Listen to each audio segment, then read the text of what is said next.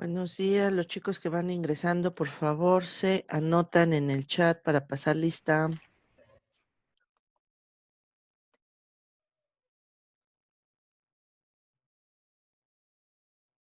Bien, vamos a iniciar.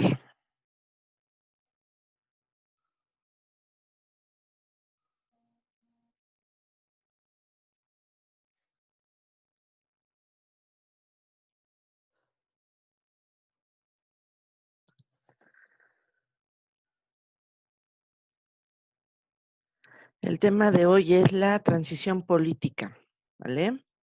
Para que lo vayan anotando.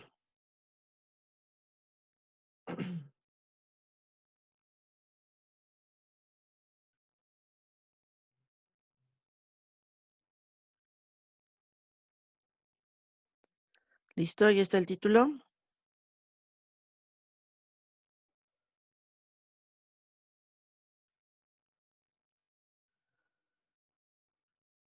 Chicos, ¿sí me escuchan? Sí. Ok, Sí, Miss. gracias. Si me dejo de escuchar o se escucha cortado, ¿me avisan, porfa? Sí. Ok, gracias. Bien, ya saben, dudas al final o si no puede esperar, levantan la mano.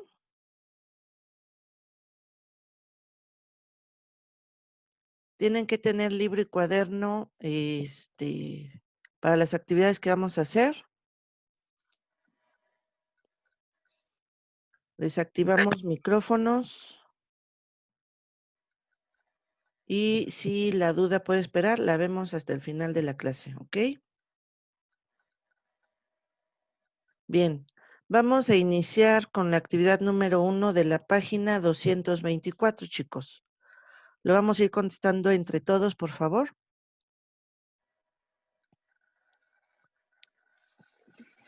Nada más pongan el título.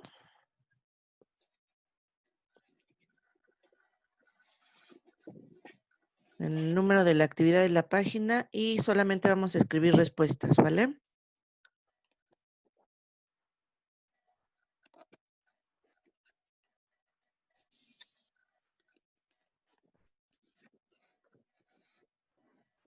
¿Listos? Vamos con la pregunta número 1. Dice, ¿cuántos partidos políticos participan hoy en las elecciones de México? ¿Alguien que me pueda contestar?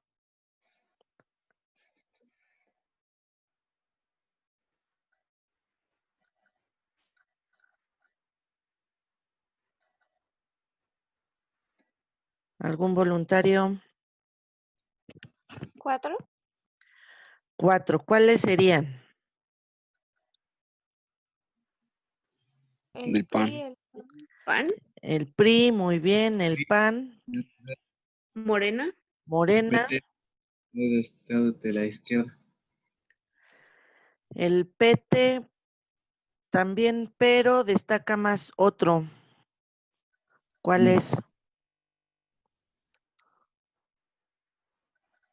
El Partido Verde. El PRD.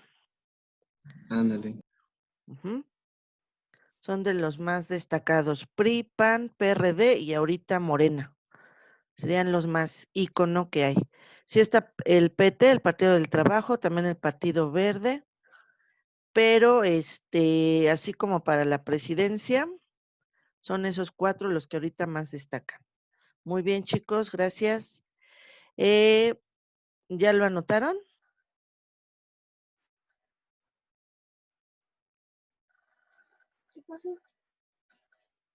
sí, mis. Gracias. Siguiente, ¿por qué surgió el EZLN?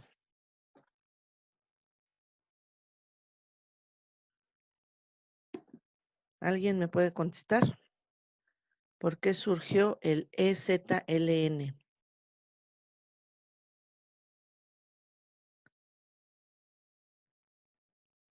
¿Sí saben lo que es el EZLN?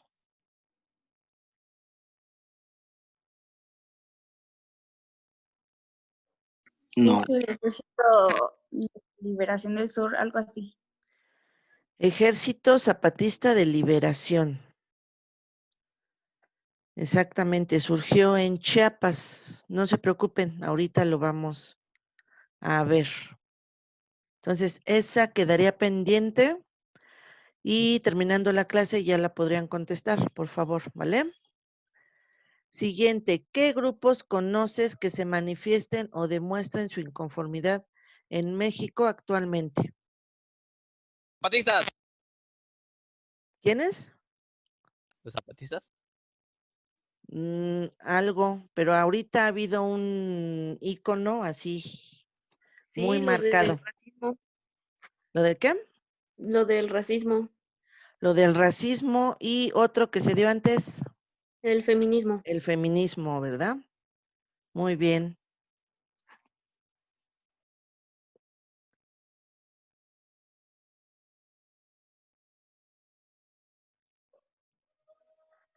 Bien.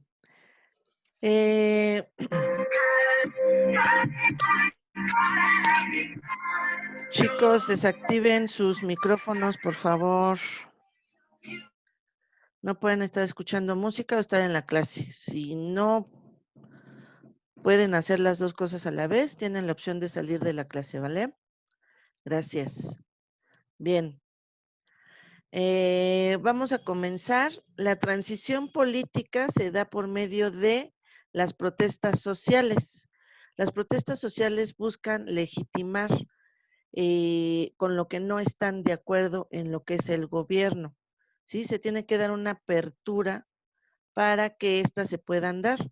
Algunas se dan por medio de reformas, otras por medio de declaraciones por parte de los presidentes. Recordemos que los gobiernos de Echeverría y López Portillo dejaron muy mal económicamente al país. En este caso, bueno, fue cuando se devaluó el peso, ya teníamos 2 sexenios con problemas económicos y para esto se empiezan a quitar apoyos. El principal se le quita al campo. El gobierno pasó del 12% en 1980 al 5.4% en 1800, en 1989 y desaparecieron organismos estatales. Posteriormente, las asociaciones campesinas se unen y forman la Unión Nacional de Organizaciones Regionales, en donde ellos mismos van a buscar cómo seguir produciendo en el campo, pero ya no van a tener todo el apoyo del gobierno que se les dio en los programas de los sexenios anteriores. Para 1982, bueno, empieza Miguel de la Madrid una modernización económica. A él ya le habían dejado un país en crisis, ya le habían dejado una devaluación y lo de la banca, ¿se acuerdan? Lo de los bancos. Entonces, era una época muy difícil, se había nacionalizado la banca 3 meses antes, no le habían preguntado si él lo quería para su sexenio, sin embargo, bueno, ya es una bomba de tiempo que le deja. Como resultado, pues hubo una inflación, subió más del promedio, surgió más el empleo informal, aumentó un 20% y hubo caídas drásticas en lo que fue la producción, sobre todo en las industrias gubernamentales, porque acuérdense que también muchas ya las habían vendido, ya las habían privatizado. El PIB no tuvo un crecimiento como se esperaba y tenía altas y bajas, ¿no? Aunado a esto que sucede el sismo del 85 y también eso afecta a la economía porque hay mucho que reconstruir y el país pues lamentablemente no tiene toda la infraestructura ni la economía para hacerlo. Para esto, dentro de los partidos políticos como es el PRI, se da una separación porque alguna sección no aprobaba lo que era la política neoliberal. Entonces, esa misma sección toma la iniciativa de formar otro partido, que es el PRD, que es uno de los que mencionábamos hace rato, Partido Revolucionario Democrático. Bien. Bueno, los tecnócratas en el gobierno. Desde el sexenio de José López Portillo hubo un debate en el interior sobre la necesidad de abandonar los principios del nacionalismo revolucionario. ¿Se acuerdan que después de la revolución se tiene un ideal, ¿no? Que el campo empiece a producir, que las tierras se les vayan dando a los campesinos, que realmente se pongan a trabajar y haya una infraestructura dentro de ella. Se pretende una modernización en la economía, la política y la sociedad. Esto durante el sexenio de Miguel de la Madrid se recrudece y van ganando terreno los tecnócratas, que son funcionarios públicos que se han formado en universidades extranjeras y traen otra visión, precisamente porque ellos pues estudian fuera de aquí de México. Durante la presidencia de Miguel de la Madrid, el precio de los petróleos se desploma y en ese tiempo, acuérdense que había mucho descontento por la devaluación. Entonces, todo esto pegó fuerte en el país. Posteriormente entra el sexenio de Carlos Salinas de Gortari y Ernesto Zedillo Ponce de León. Ellos ya son reconocidos como presidentes tecnócratas porque, bueno, lo que fue Miguel de la Madrid tenía un posgrado en Administración Pública de la Universidad de Harvard. Carlos Salinas de Gortari tenía un doctorado en Economía Política y Gobierno, también por la Universidad de Harvard. Y Ernesto Zedillo tenía un doctorado en Ciencias Económicas por la Universidad de Yale. Entonces, ellos tres ya habían estudiado fuera de aquí del país y su visión hacia la economía y todo lo que implicaba el país, pues ya era otra, no era la misma que se había tenido en sexenios anteriores. Bien, con toda esta política también se tienen que dar reformas electorales por lo mismo. Estas empiezan en 1977 ya oficialmente, cuando la Ley Federal de Organizaciones Políticas y Procesos Electorales fue aprobada después de una amplia consulta. Ya se puso el registro en manos de una Comisión Federal Electoral y ya no la tenía la Secretaría de Gobernación. Empieza el ingreso de los partidos a una escena electoral y ya pueden, la Cámara de Diputados, bueno, ya empieza a tener una gama diferente, ya no solamente de un solo partido. Empiezan las coaliciones y las candidaturas y, bueno, se empieza la representación proporcional. ¿Qué quiere decir? Que ya no un solo partido abarca todo, ya los demás partidos también empiezan a colocar gente y esto empieza pues a democratizarse un poquito más y a frenar todo lo que un partido que había estado más de 70 años en el poder, pues estaba implementando. El Código Federal Electoral de 1987, bueno, proponía ampliar los espacios de representación, bueno, eliminación del registro condicionado, reforzar el control oficial sobre los organismos electorales, fortalecer la oposición mayoritaria de la Cámara de Diputados y da paso también a las impugnaciones. Si no estaban de acuerdo ya se podían impugnar. Acuérdense que antes no podía ser así y eso venía, por ejemplo, desde la dictadura de Porfirio Díaz. La reforma también tiene modificaciones en la Cámara de Diputados, ya que los partidos dentro de la Comisión Federal Electoral permitió que sí hubiera puestos para el PRI, pero también entraran otros partidos y ya se aprobaran bajo unanimidad todas las peticiones que se hacían. Surge también el Instituto Federal Electoral, que ahorita ya del IFE pasó a ser al INE, que esa es otra reforma, pero bueno, ese ya reglamentaba, otorgaba ya facultades a un tribunal electoral, ya estaba supervisado por la Secretaría de Gobernación y llevaba todos los procesos de las elecciones, tanto de presidentes como de gobernadores, de la Cámara de Diputados, de senadores, y ya hubo una mayor estructura en estos procesos. Se supone que ya no tenía por qué haber trampas en robar los votos de un representante de ese partido para otro, ¿no? Mantuvo la representación mixta y las fórmulas electorales del código anterior. La organización electoral se definió como función estatal y ya no meramente gubernamental. Incluso pues ya salen las credenciales con fotografía que ya te representan como ciudadano que puede votar y puede ejercer su voto al participante que él lo crea conveniente para ser su gobernante.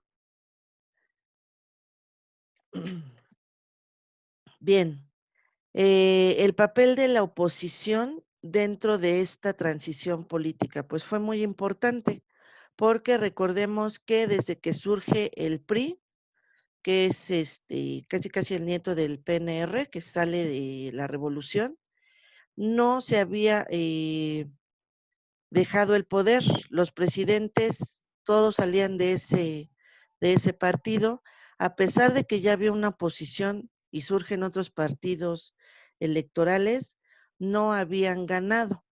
Y pues tenía el pluralismo dentro de la Cámara de Diputados y de Senadores.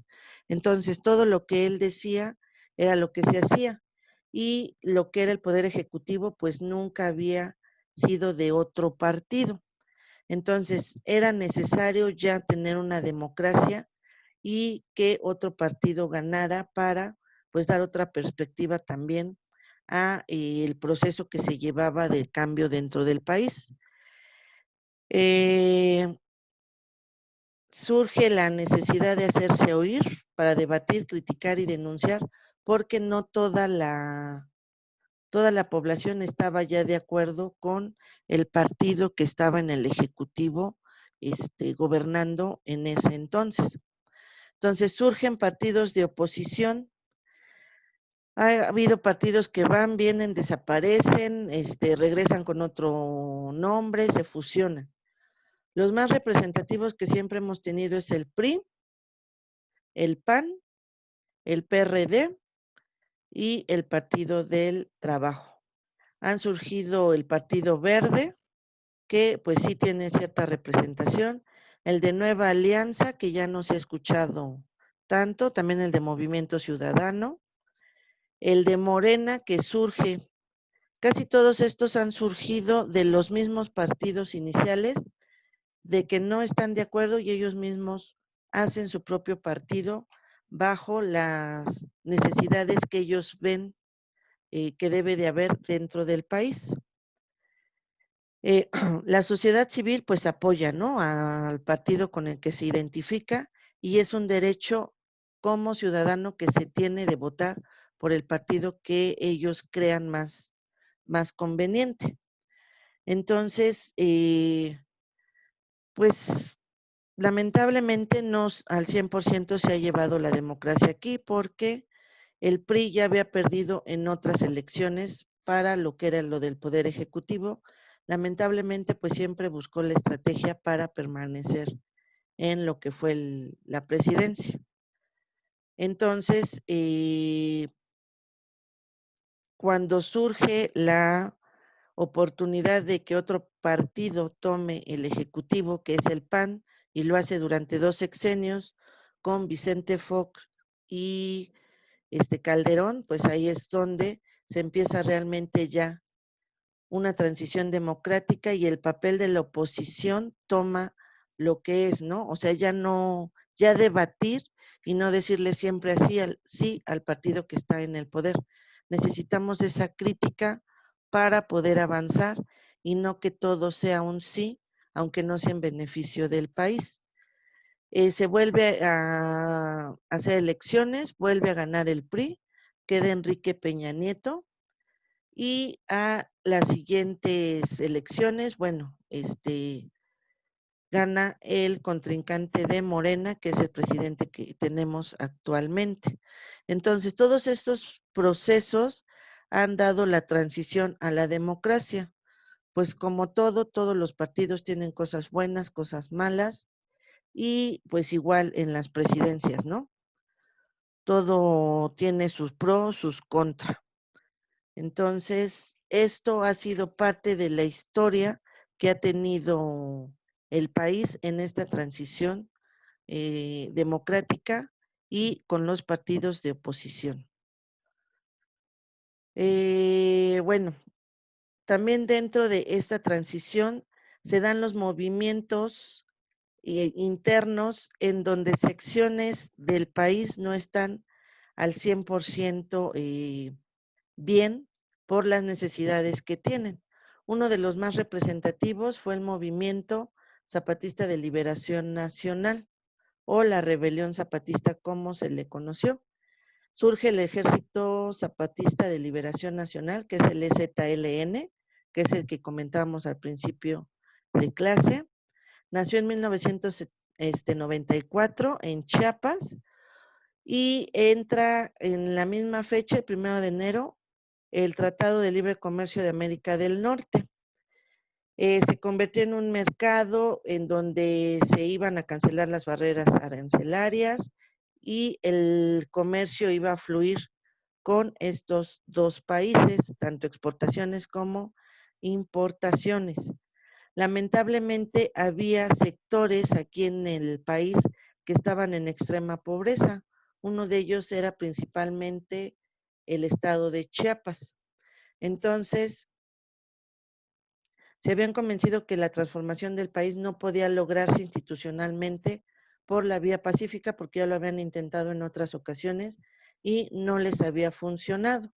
Entonces, empiezan desde 1983 a tejerse estas redes solidarias y locales que finalmente explotan el 1 de enero de 1994, cuando se dan a conocer porque toman San Cristóbal de las Casas y otros lugares como Altamirano, Chanal, Ocoxingo, Las Margaritas, Oxchucs y Huixtán.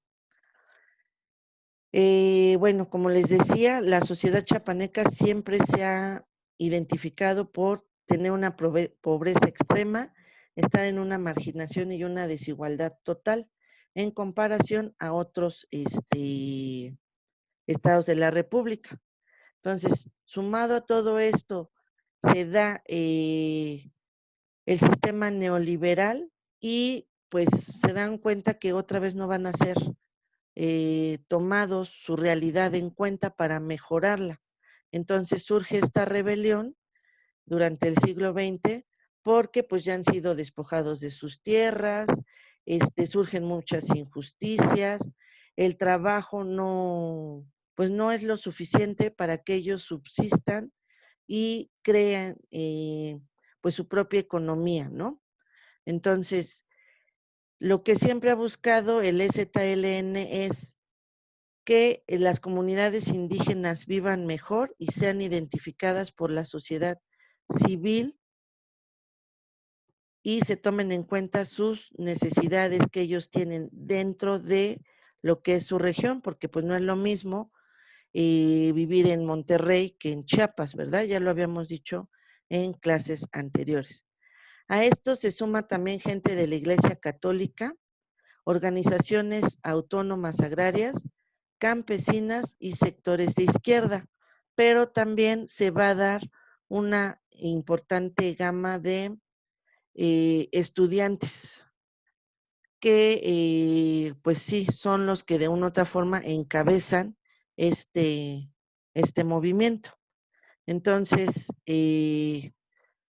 apoyados por todos estos grupos, se dan a conocer el 1 de enero de 1994, cuando toman las armas y se declaran inconformes ante el gobierno de los ejes que están llevando a cabo para la economía y el bienestar del país.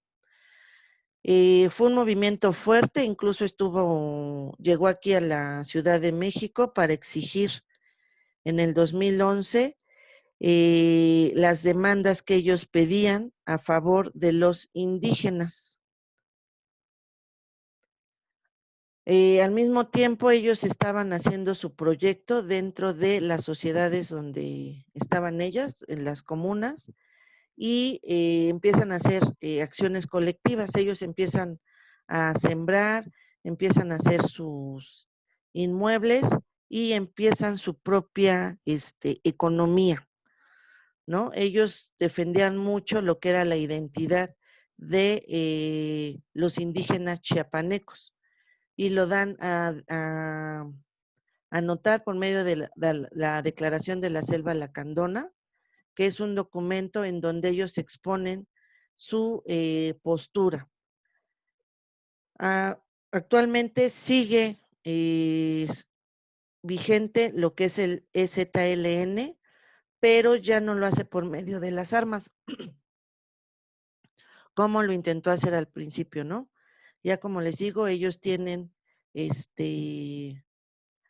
pues sí, sus propias comunidades y viven de acuerdo a lo que ellos mismos han estado implementando, tienen su propia economía de autoconsumo y bueno, la pacificación de este movimiento se logró por medio de mesas de diálogo. Uno de los personajes principales del EZLN, bueno, ahí vemos la bandera, pero fue Rafael Sebastián Guillén Vicente, que era egresado de la Facultad de Filosofía y Letras de la UNAM y aparte era maestro de la UAM. Entonces, él era conocido como el subcomandante Marcos y fue una figura representativa dentro de este movimiento. También surgió pues el papel de la mujer en estos casos, que era principalmente mujeres indígenas. Una de ellas fue la comandante Ramona. Nunca se supo realmente cuál era su nombre, fue nada más así denominada. Tiene como 1 o 2 años que ella falleció.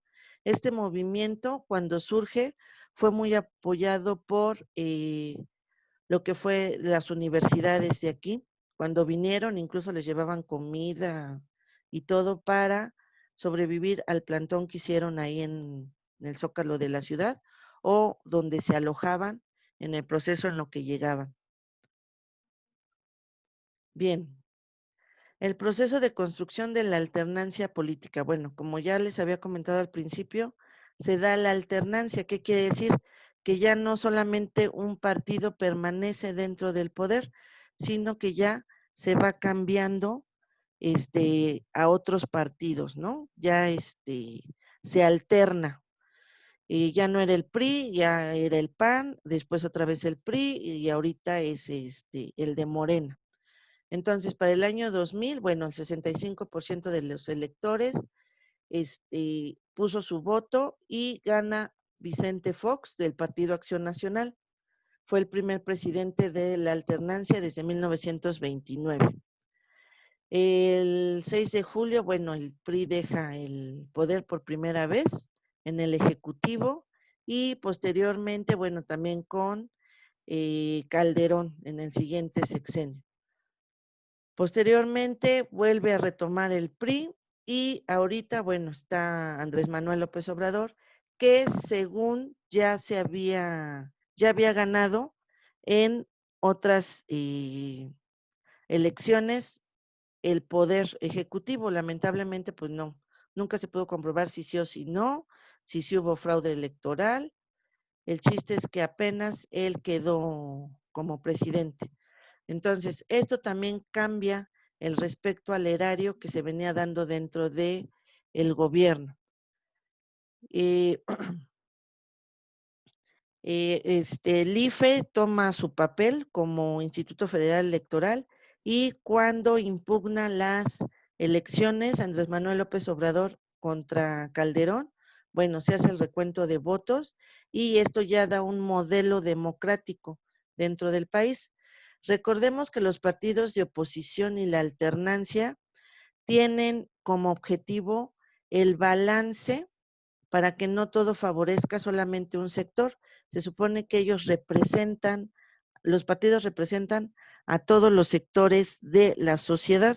Entonces, por eso, el objetivo principal es encontrar una balanza para que todos sean beneficiados y por eso se da la alternancia en el poder y los partidos de oposición para que todos estemos representados tanto en el Ejecutivo como en la Cámara de Senadores y de Diputados, ¿vale?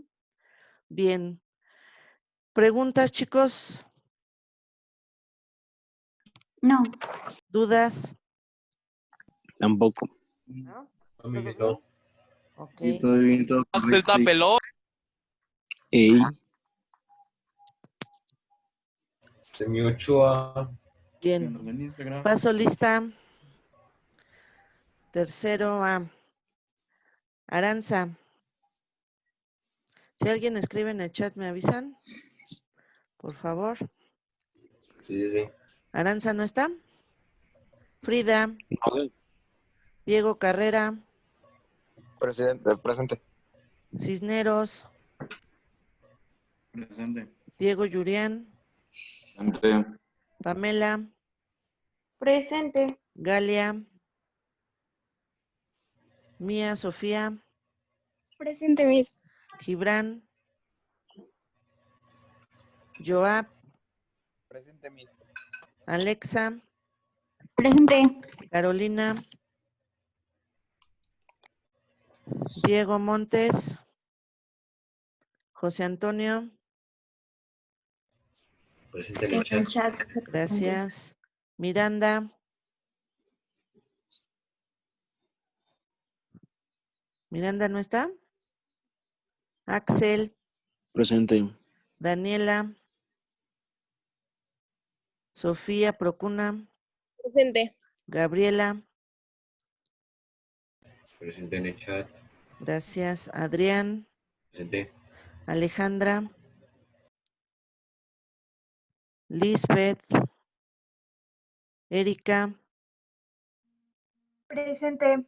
Y Omar.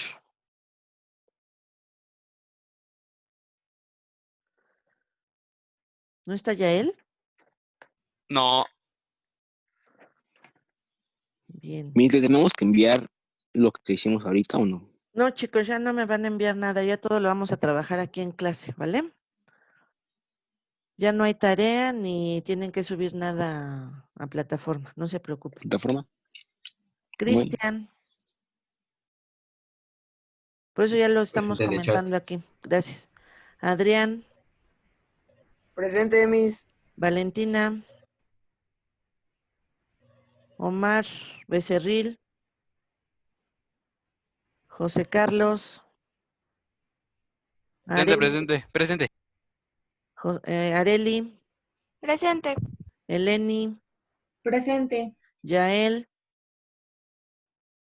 Diego Cuica. Presente, Miss. Moisés. Fragoso. Jesús Camilo. Presente. Diego Gudiño. Ángel. Nagla. Mario Adrián. César Uriel.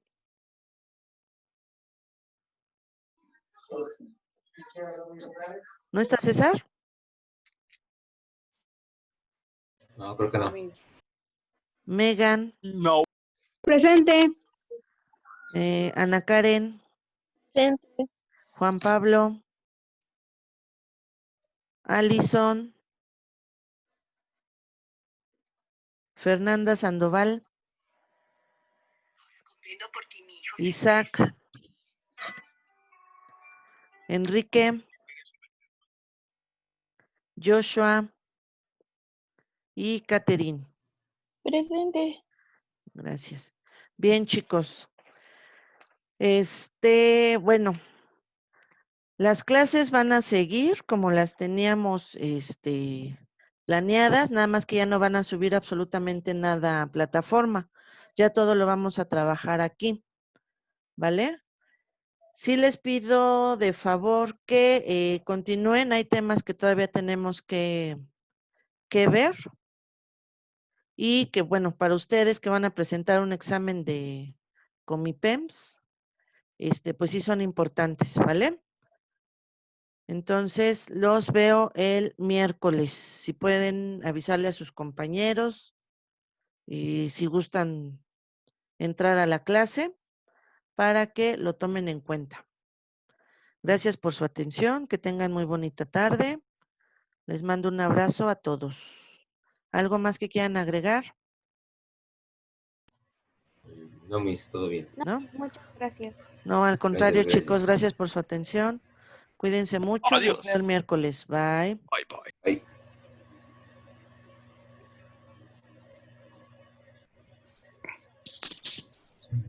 ¿A qué hora suben el stream de la crew?